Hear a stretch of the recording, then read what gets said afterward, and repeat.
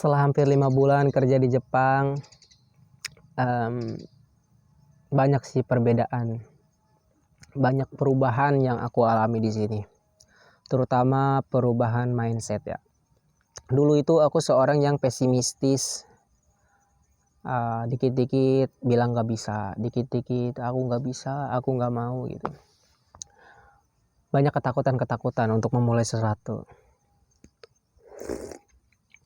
Tapi setelah tinggal di Jepang, bekerja bersama orang Jepang, ngobrol dengan orang Jepang, aku belajar banyak hal, belajar banget banyak hal.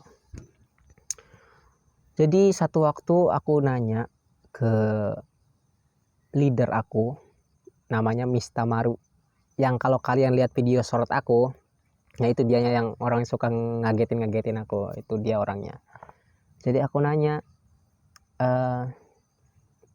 kan orang Jepang itu memegang teguh prinsip ikigai. Ikigai itu apa sih, kata saya teh. Nanya, kata dia tuh, ini secara sederhananya, ikigai itu adalah alasan kamu hidup gitu. Untuk apa gitu. Jadi sebagian besar warga negara Jepang itu memegang itu ikigai, alasan kamu hidup itu apa. Dan ikigai setiap orang tuh katanya beda-beda. Jadi kalau kayak saya nih yang sekarang, alasan saya untuk hidup misalkan untuk orang tua. Kalau misalkan kita masih sebagai anak nih ya, kan tujuan kita ya orang tua lah, alasan kita untuk hidup ya bisa mengasihi orang tua, membahagiakan orang tua, membantu orang tua lah istilahnya gitu. Kemudian katanya kalau kita udah mulai dewasa nih, terus punya pacar, punya pasangan lah, punya istri, nah ikigai itu akan berubah katanya, alasan kita hidup untuk itu. Jadi kita semangat bekerja tuh demi istri katanya. Ntar punya anak lagi, ntar punya anak misalkan, nah nanti juga kita punya ikigai yang baru katanya, alasan untuk hidup yaitu untuk anak. Seperti saya katanya, saya udah 46 tahun, punya anak 2, ya ikigai saya ya demi anak dan istri katanya gitu. Jadi saya semangat terus bekerja ya demi anak dan istri. Jadi mereka tuh memegang teguh prinsip itu gitu kan.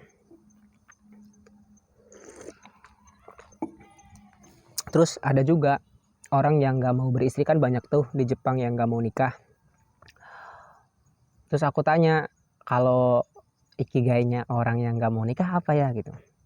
Jadi kebanyakan orang Jepang yang gak mau nikah itu karena mereka tuh pengen hidup bebas. Jadi higanya tuh pengen minum osake katanya, pengen mabok gitu, pengen seneng-seneng. Dia ikigainya kayak gitu. Dia semangat bekerja untuk minum-minum, untuk mabok-mabokan. Dia semangat bekerja untuk beli apa.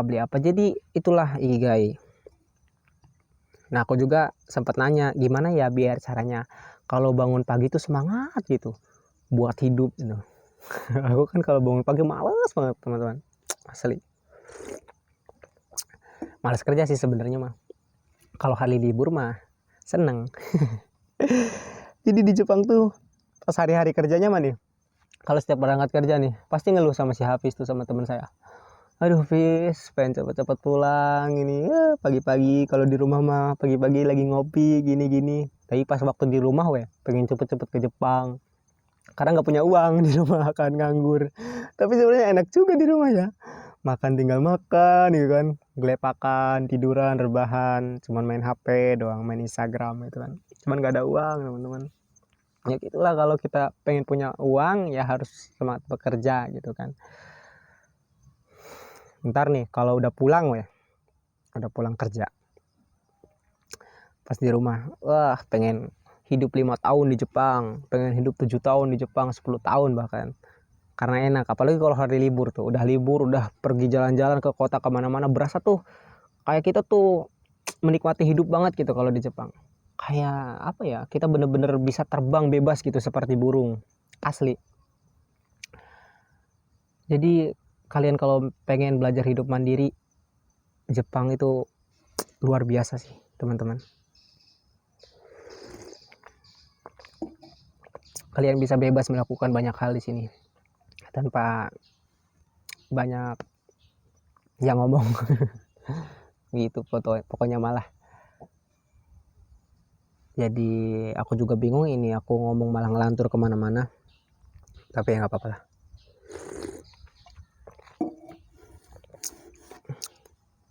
Kemudian aku juga nanya ke orang Jepang, sebaiknya aku di sini 3 tahun atau 5 tahun ya gitu.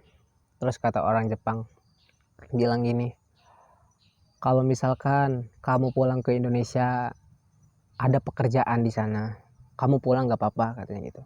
Tapi kalau misalkan di sananya nggak ada kerjaan, kamu sabar aja dulu di sini sampai 5 tahun. Jadi sebenarnya di sini juga nanti ditawarin kontrak lagi teman-teman. Setelah kita selesai 3 tahun tuh kita ditawari kontrak bisa sampai 5 tahun. Bahkan setelah 5 tahun kita bisa ambil lagi toko Tegino namanya, bisa sampai 10 tahun di sini. Buat kalian yang pengen hidup selamanya di Jepang gitu. Kalau aku sih nggak muluk-muluk.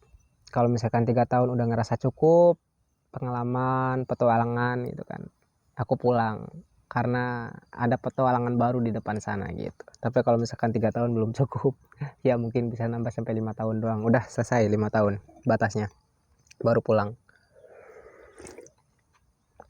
kembali menjadi tukang nasgor dengan suasana yang berbeda. Karena dulu sebelum datang ke Jepang aku sempat jualan nasgor itu kan, cuman belum punya lapak, belum ada tempatnya. Suatu hari aku pengen punya tempat jualan nasgor. Oke, nanti merapat ke nasgor sampainya ojak gitu. Oke lah pokoknya. Terus juga banyak yang nanya tentang gaji di Jepang itu berapa sih gitu kan. Aku sebenarnya nggak mau bahas secara detail tentang gaji ini ya teman-teman, karena gaji itu sangat sensitif banget lah gitu. Gak enak kalau dibicarakan gitu kan, soal penghasilan, soal apa gitu kan, takutnya jadi apa ya nggak enak lah sama yang lain gitu kan. Pokoknya kalau di Jepang itu teman-teman, kita bersihnya itu bisa sampai 10 lah, 10 itu bersih, udah bebas dari potongan-potongan yang lain. Cuma dari 10 itu kan, yang 10 juta itu kan kita harus dipotong juga biaya pinjaman yang tadi kita, misalkan ada, kalau kita yang menggunakan dana talang itu kan kita harus dipotong tuh 2 juta per bulan, jadi sisa 8 juta. Terus 8 jutanya potong lagi buat makan kalian mau makan apa tuh terserah, mau budgetin berapa buat uang makan 1 bulan, misalkan 1 juta atau 2 juta atau 3 juta gitu, itulah sisanya segitu ya. Buat yang nanya soal gaji juga. Kemudian apalagi, oh iya, lewat mana katanya. Aku tuh lewat LPK JAEK ya teman-teman, PT JAEK. Kalian bisa cari di Google, di webnya itu PT JIAEC gitu kan. Itu full dana talang teman-teman. Jadi kita cuman ngeluarin biaya buat mondar mandir gitu kan. Pokoknya full biaya ditalangin dulu tuh kan, sekitar 25 juta. Jadi tinggal kita nanti bayar ketika udah kerja di sini. Itu makanya aku bisa ada di sini teman-teman, karena ya aku orang nggak punya aslinya mah teman-teman, asli nggak punya teh, nggak ada gitu buat berjuta-juta buat bisa datang ke sini. Aku hanya seorang kuli bangunan teman-teman aslinya mah di Indo, kuli bangunan, dagang nasi goreng. Tapi ya alhamdulillah ada kesempatan buat pergi ke negara orang, ya apa boleh buat kita ambil. Oke, siapa tahu kehidupan bisa menjadi lebih baik gitu.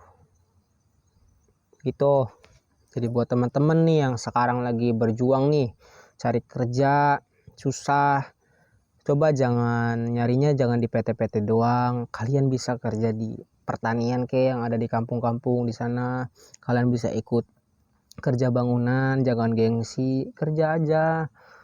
Kerja tuh teman-teman jangan cuman cari nyamannya, gimana ya, nggak ada yang nyaman, nggak ada yang enak teman-teman, nggak ada. Tapi kita yang harus bisa menyesuaikan diri.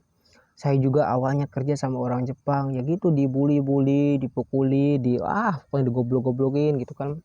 Tapi ternyata kalau kitanya bisa menyesuaikan diri dengan kondisi tersebut, aku mau dibodoh-bodohi, aku mau pukuli mau gimana, aku nerima aja dengan dengan raut muka yang bahagia, dengan raut muka yang smile gitu kan, dengan happy gitu kan. Sampai sekarang orang Jepangnya pun malah akrab, malah baik sekarang, alhamdulillah. Kemarin juga dikasih TV, sekarang kadang diajak jalan-jalan. Baik pokoknya teman-teman, aslinya. Jadi kita harus bisa menyesuaikan, kita harus bisa beradaptasi dengan baik, mengakui kesalahan. Jangan selalu ingin dipuji orang. Buat apa dipuji orang? Nggak membuat kita belajar. Tapi kalau misalkan kita banyak disalah-salahin sama orang gitu kan, ya itulah tempat kita buat introspeksi diri, buat kita belajar. Itu sih.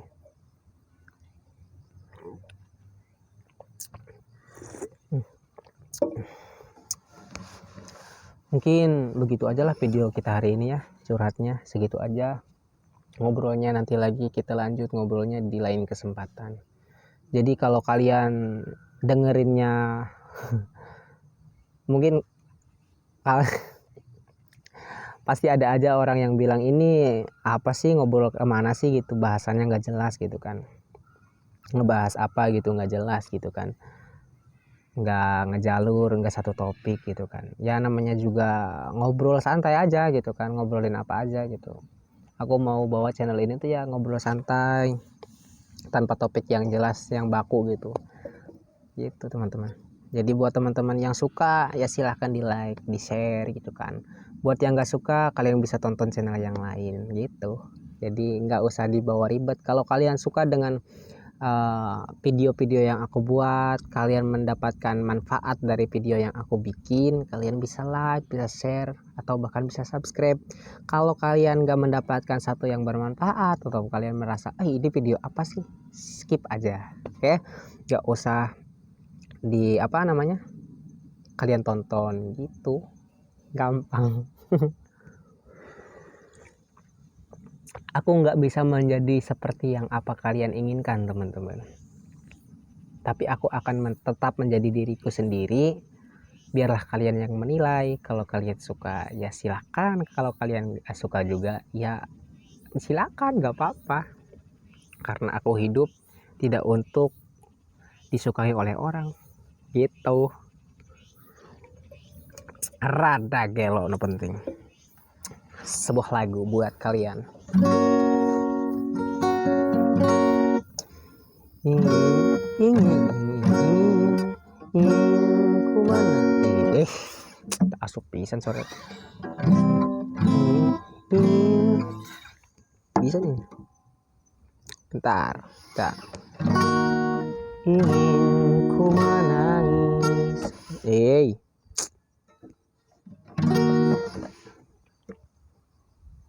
Bentar. Ingin ku menangis saat ku terpaku mengenangkan nasib diri yang tiada arti. Tak pernah ku nikmati megahnya dunia, bahkan ku tak pernah tahu cantiknya raut wajahmu. Duhai kekasih, hari-hari berlalu bagai dalam mimpi, seakan ku berjalan di balik awan kelabu. Yang ada hanya hitam, yang ada hanya gelap. Aku melangkah dengan perasaan.